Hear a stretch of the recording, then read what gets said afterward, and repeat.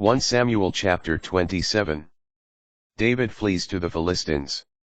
David said to himself, I shall perish some day at the hand of Saul.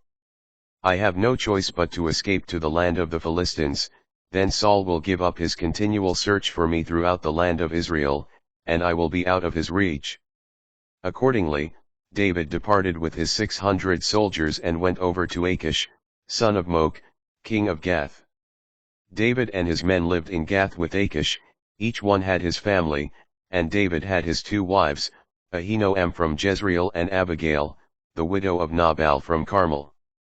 When Saul learned that David had fled to Gath, he no longer searched for him.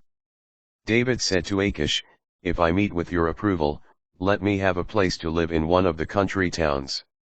Why should your servant live with you in the royal city?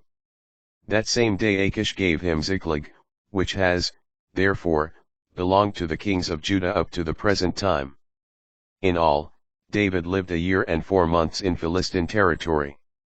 David raids Israel's foes. David and his men went out on raids against the Geshurites, Girtites, and Amalekites, peoples living in the land between Talam, on the approach to Shur, and the land of Egypt. In attacking the land David would not leave a man or woman alive, but would carry off sheep, oxen, donkeys, camels, and clothes. Then he would return to Achish. Who would ask, Against whom did you raid this time?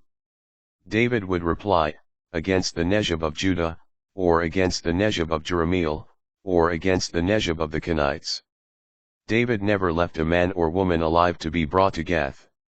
He thought, They will betray us and say, This is what David did.